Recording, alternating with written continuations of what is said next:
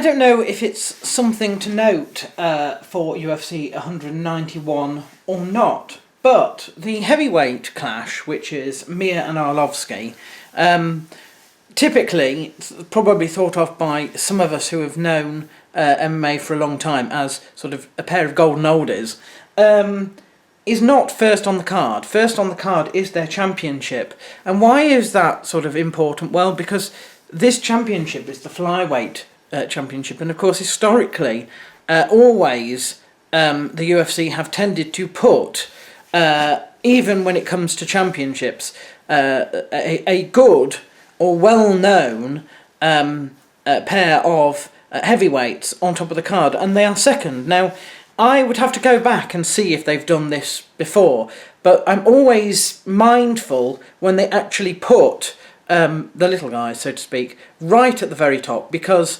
it's, you know, I think it's good. I do think it's good, but I also know that there is a stereotypical thought within the institution that, smaller guys will never be as exciting, will never earn the institution as much as, two heavyweight sluggers. So, this is Demetrius Johnson defending against John Dodson, who is seeded number 1, but I very much doubt is going to win this match. I'm going to say that I think Demetrius Johnson will once again defend his title. And in terms of Andrei Arlovski and Frank Mir, seeded 4 and 10 respectively, I can't even remember if this is some sort of rematch or if this hasn't happened before. Wouldn't be surprised if this hasn't happened before, to be honest with you. But anyway, Andrei Arlovski is ranked higher.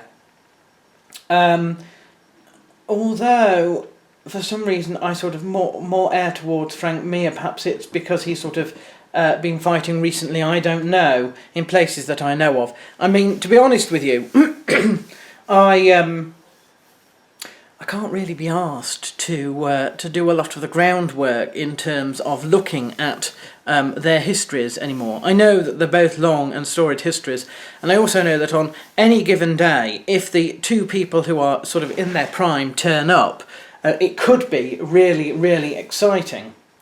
Anyway, on to the next one. It's Anthony Johnson and Jimmy Manuwa. Now, they are saying that Anthony Johnson is on this card, and I hope he is. I think he was the guy that they had issues with, and they were not sure if he was going to be around on the card or not.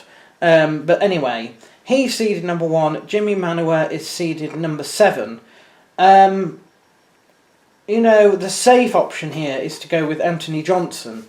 But I wouldn't be surprised if Jimmy Manuwa actually manages this one as well. I'm going to go with Anthony Johnson. I do think that despite all the sort of issues that he's had lately, I don't think that's going to detract from his sort of abilities in this match, and I think he'll win that one. Jan Blachowicz and Corey Anderson. Jan is slated as number 12. And he does have a much sort of bigger record, I suppose. I don't know very much about these two, though, it has to be said. I'm going to go with Jan on that one. There is a women's bout on the card. It's Paige Van Zandt and Alex Chambers. Paige is rated number 7. They do have very similar records, though. I think since I don't know much about women's MMA either, it's a wonder why I do these videos, really, isn't it? But anyway, I'm going to go for Paige on that. The mid-card, Ross Pearson and Paul Felder. I'm hoping that Ross Pearson does well on this. I can't remember if he's the guy who has fought recently and lost. Have a funny feeling that he is, as in within the last sort of 2 months, but I could be wrong there. Paul Felder is in fact only 10-1 in terms of his record, is put here as being better on the feet. I don't know, that might end up being a decision, but I do hope that Ross Pearson wins that one. Francisco Rivera and John Linker, an interesting one, this one. When I first saw this, my thought was, I think Francisco will probably win this, but looking at it, I wouldn't be surprised if John actually does. He's got a much better record, 25-7. He is able to hold himself on the feet, although statistically speaking, Francisco is higher. I think this will probably be a John Linker win by decision. Another women's bout on the card, Jessica Andrade and Raquel Pennington. Jessica is ranked number 13, and she has a much, much superior record. So we're going to go for her on that. Clay Collard and Thiago Trata. 14-6 versus 19-5. You know, Trata, of course, statistically is pretty reasonable at all three areas. I think he will probably win this one. The only place it looks like Clay stands a chance is on the feet, and I doubt it personally. So I'll go for Thiago on that.